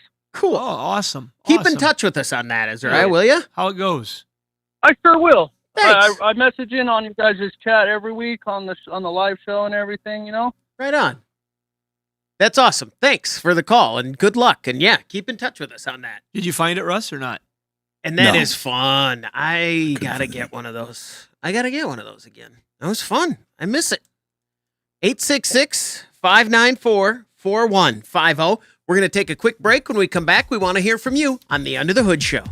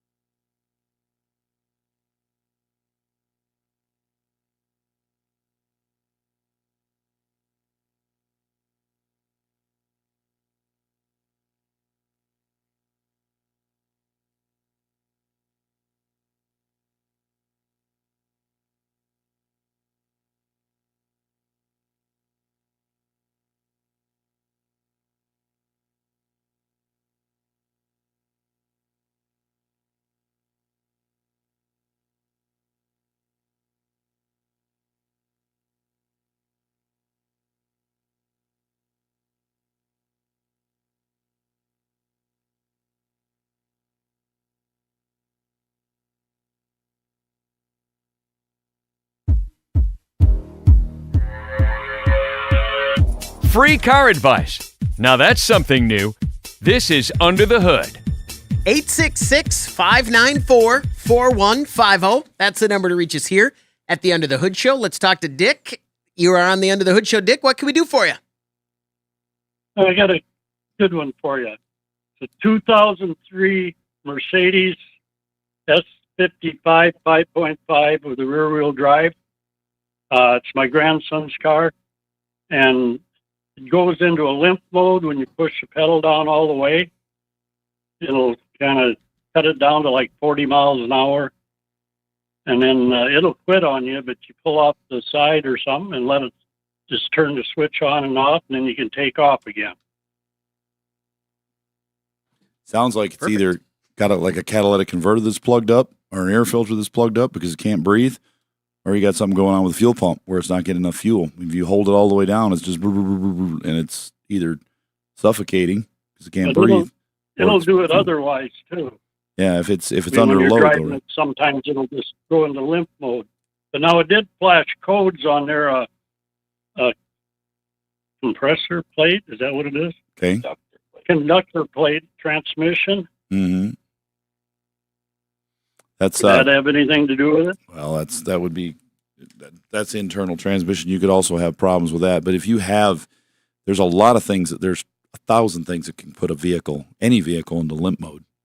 Codes, temperatures, sensor readings, wiring, computers, module, just all sorts of different things. But if you got codes, then now you got a bigger issue. I mean, we can only guess when we're saying, well, if it's not breathing well and you're running out of go, that'll definitely do it. It'll shut itself down to protect it. But if you've got a code for a transmission issue, a motivator type code, you've got a bigger thing going on. And never clear any of those. You need to leave them in there so that when they're working on the car, they can see what's up there. Because if you clear the stuff, they're going to lose half their information or more, and then they won't be able to properly diagnose it. It's going to cost you more money. So I would say, And I know he just drove it back.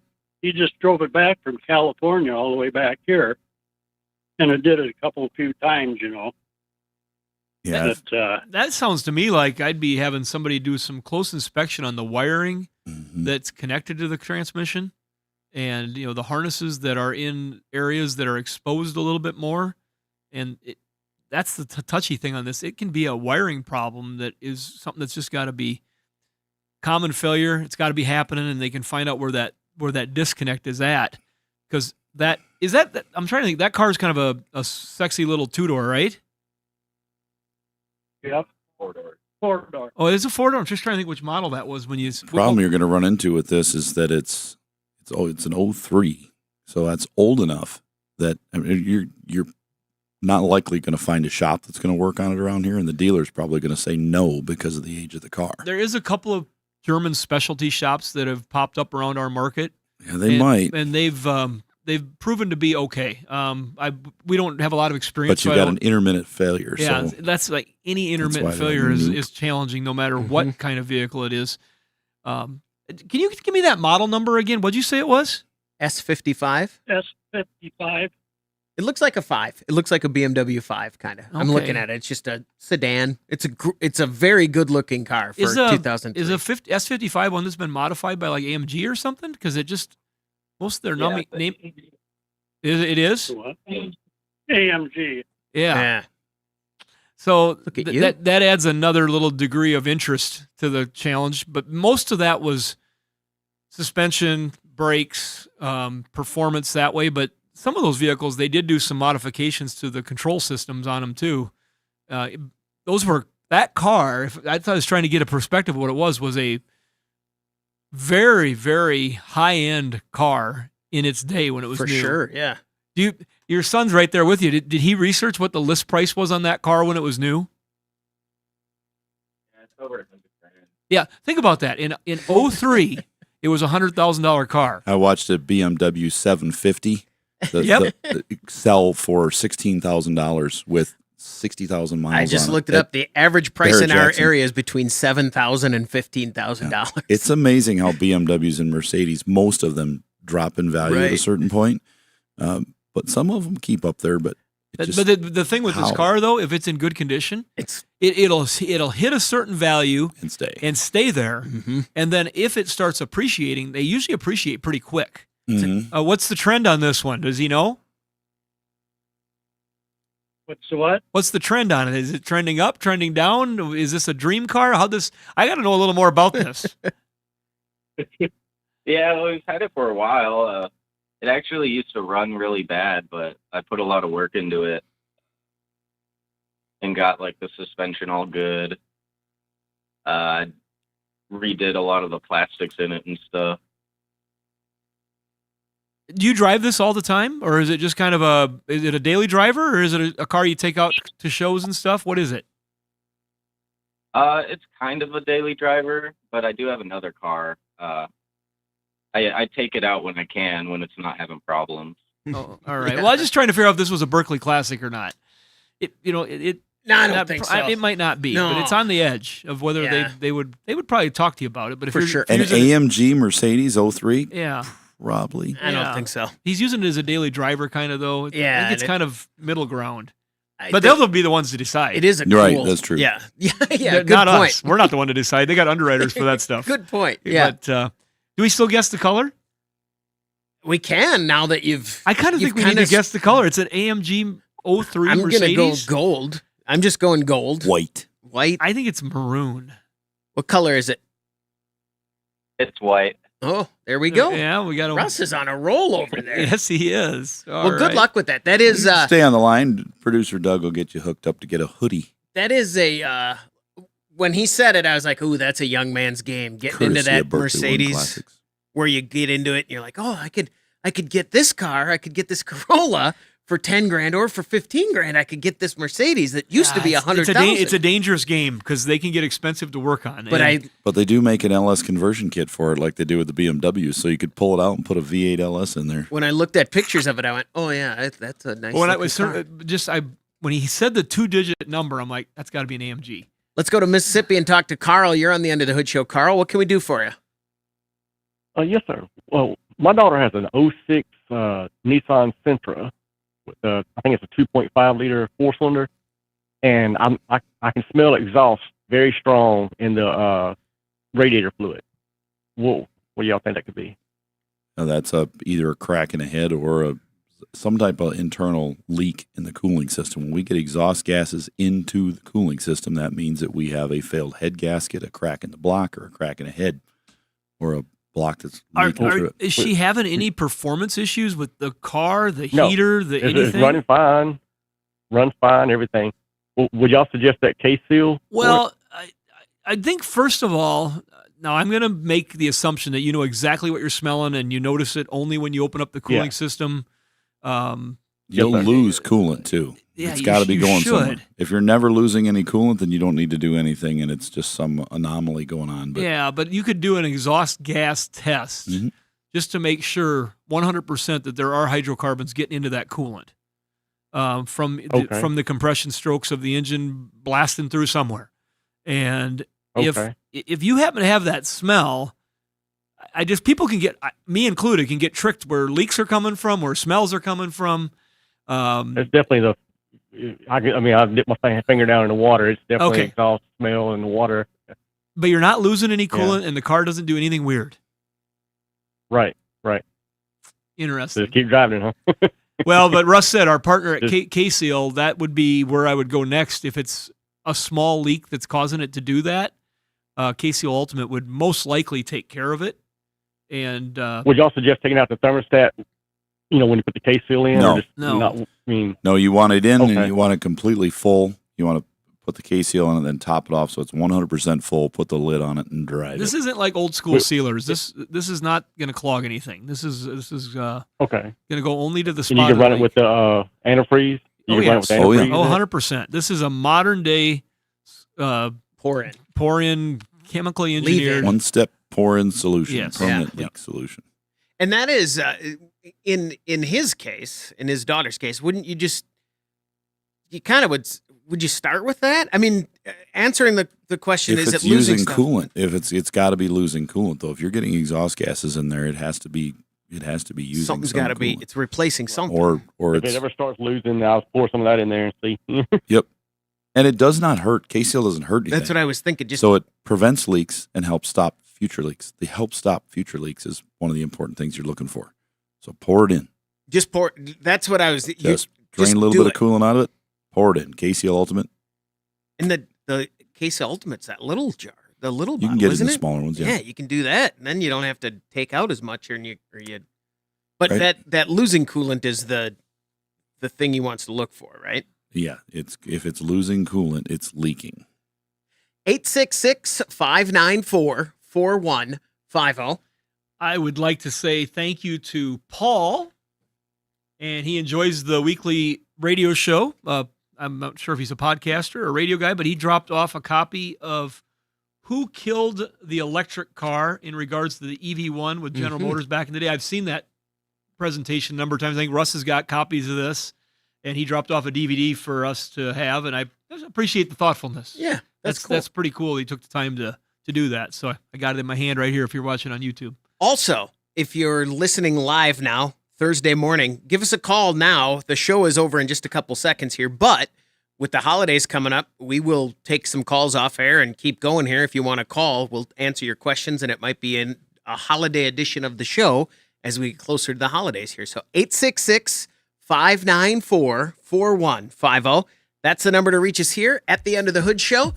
We're going to stick around for a little bit. We'd love to hear from you. Until next time, for Russ Evans, Shannon Nordstrom, I'm Chris Carter. That's Doug Mashik in the booth over there, Prairie House Productions. You've been listening to the Under the Hood Show.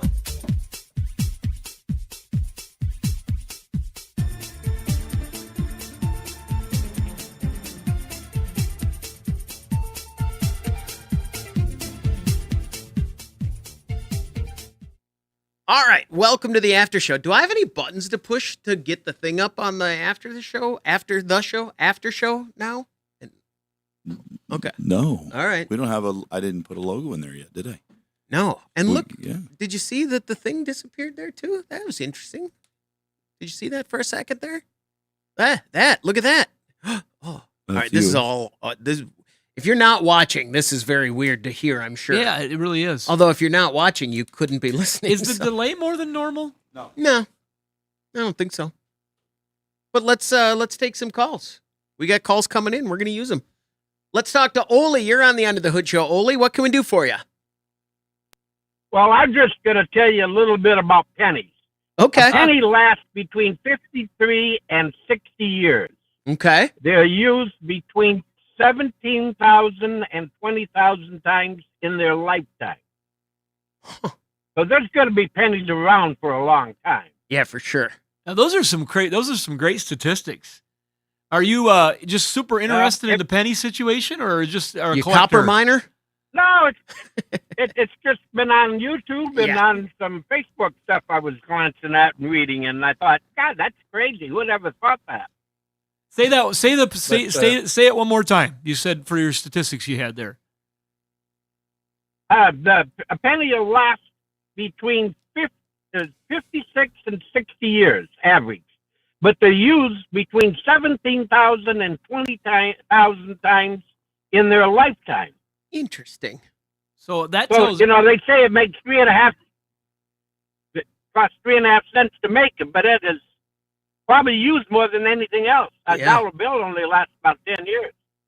Interesting. Yeah, that's an interesting spin to take on it, and it makes me very confident that they're germ free when I get one. Yeah, what could be on there? Nothing at all. I'm sure it's fine. Yeah. Ole, thanks very much for the call. It is a fun time for a trivia buff, a person who is into facts that are of no use, really. I love that, and that's it's a good time for that especially on pennies. Cliff Clavin. Exactly. That is a exactly little known correct. fact, Normie. The penny, it's used 17,000 times. 866-594-4150. Let's talk to Bob. You're on the Under the Hood Show. Bob, what can we do for you? Hey, how you guys doing today? Fantastic. I have a 2020 Ford Super Duty, and I'm just going to pass this information along because hopefully it helps somebody else. But I was having issues, all kinds of electrical issues.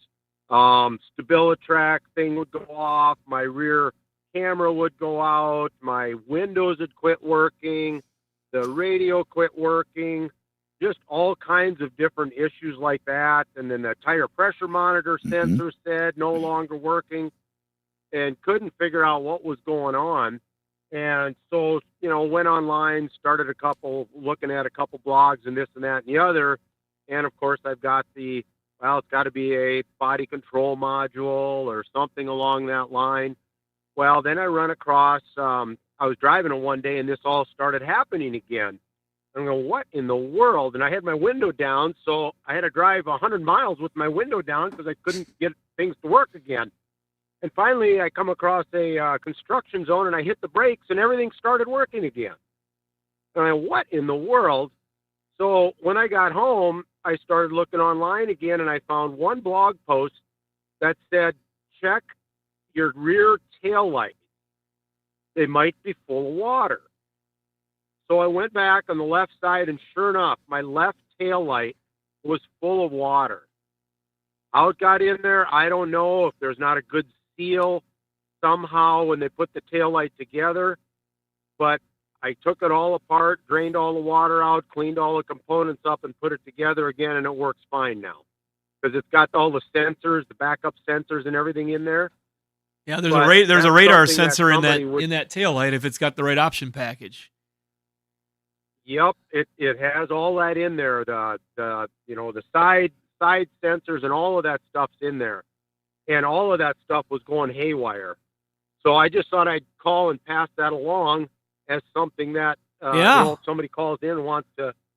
It was the goofiest thing I ever seen. How we get water in the taillight, I don't know, but I went back Happens there a and it lot. looked like my rain gauge. Yep. About 4 inches in a 5-inch gauge rain gauge. About what it looked like. So. I thought I'd just pass that information along. Thanks for the call, Bob. A lot of lights aren't sealed real well, and it is very common when you have one module on the CAN bus system, especially for the body like that, which would be the light. If it has a short in it, it can take the whole system down. And if it's things like OnStar, OnStar module gets smashed in the back of an Impala or something on the corner or a Camaro, car may not start. You unplug it and it'll start. That's what we tell people when you're scanning, trying to figure these things out. Do an all code scan, look at all the modules that are identified, and look for the one that's missing. If you're looking down the list and well, this car has airbags. They all do now, of course. Why does the airbag module not show up, but everything else does? But I'm getting weird things happen like that. Unplug the airbag module, and now if everything works, that's the problem. And then you would pull the carpet back, and you'd find that it was corroded. Water wet under there. GM had a problem with this for a while. Can I just drill a little hole in the bottom of the taillight and have it drain out? You could. You drain it out really good, and then maybe put some air flowing through there or vacuum cleaner. Just make sure you get it good and dry, and then seal that back up. But then also where the thing's bonded together, seal it all the way around. A lot of them have a vent. I just mean leave it open and let it drain. You're going to get backflow and humidity and corrosion on those parts, and those things are super expensive used. Yeah, that's why I wanted. That's $1,000 taillight new. Yeah, that's why I'm hoping I can just put a drain in it. 866-594-4150. Let's talk to Shiloh. You're on the Under the Hood Show. Shiloh, what can we do for you? Hey guys, I was just calling up with so I called a little while ago with a low pressure / low field pressure / low rail pressure on my 08 6.4, and I cracked the fuel cooler and bled both of the bolts. No air came out, so I just went ahead and bypassed the OEM lift pump with a fast fuel system, and I got it all hooked up. But I'm having a hard time trying to figure out which fuses on the under the hood fuse box I can put an add a fuse on. For an ignition hot switch that when I turn my key over, my pump will start running. I just can't, for some reason, that's really kicking my butt, and I can't figure out which fuse I need to get to because every time I find one, it's either blocked by a relay or a big square fuse. You can get some add-on fuse taps like that. Amazon carries a bunch of different ones that you can plug in. And some of them even, they make a little relay. If you need more current, you can put the relay under the hood. You hook the positive to the battery with a fused wire, and then the ground to the body or the negative of the battery. And then it has a fuse tap with just a fuse with basically a wire sticking out of it that'll plug into a fuse. It'll tell you where you can plug it in, but you just find one that has power. And that way you can step up your current and have another current source that comes on with the key. And they have ones that replace relays. And I mean, they make all sorts of crazy little electrical taps for vehicles. We had in a new 2025, I think it was, Silverado HD heavy-duty truck, and it was ordered with the full upfitter kit. And it came with a bunch of bridges for the fuse block to be able to hook on additional circuits. And this is something that came right from the manufacturer. And it just surprised me for a 2020, I think it was a 2025 model. and that stuff had it was all on the window sticker, but it was ordered for an upfitter that was going to apparently put a snowplow on and some other, maybe a sander box on the back or something like that. But they had a lot of that kind of stuff came right with the vehicle. That's interesting. And so you're just trying to do that on something in 08. I would bet that there's got to be a pretty easy solution that's been come up with now. There's so many Super Duties that have been customized, modified, repaired. There's got to be something out there that is super simple to make what you're trying to do super simple, I would think. Okay, yeah, and another, if you have time, is it possible to hook the heaters for the fast fuel system up to stock uplifter switches in the truck? Yeah, you can use those, all those upfitter switches on the dash. You can use those for whatever you want to hook them up to. And if you need something that's on a timer, you can buy timer that'll work. So whenever you turn the power on the switch, it'll only apply power for so long. If you got a heater, you flip that switch on, it'll only run for, you can set the timer from 0 seconds to something like 255 seconds is the computer data code, and that'll give you several minutes of run time if you want to heat something up. If you forget to turn the switch off, it'll shut itself down till you shut it off and restart it again. Can I hook something up that'll like drop fog fluid onto the header like a jet? Like it'll leave a trail like I'm doing an air show? Yeah. Okay. Smoke. Yeah. Smoke. Yeah. Sounds not safe. Whatever you want. That's what they said, Shiloh. I didn't say that. You can do whatever you want. You want to do smoke? Do smoke. Or that Thank beeping. You want that beeping noise in the background. Go ahead. Put that on there. Good luck, Shiloh. Thanks very much for the call. All right. I think that'll do it for today. Yeah? Yeah. Okay. You got to get back to do some recording, and I got an employee review to do, so let's just keep her moving. I would appreciate everybody that's tuned in. Yeah. Thanks, everybody. Talk to you next week.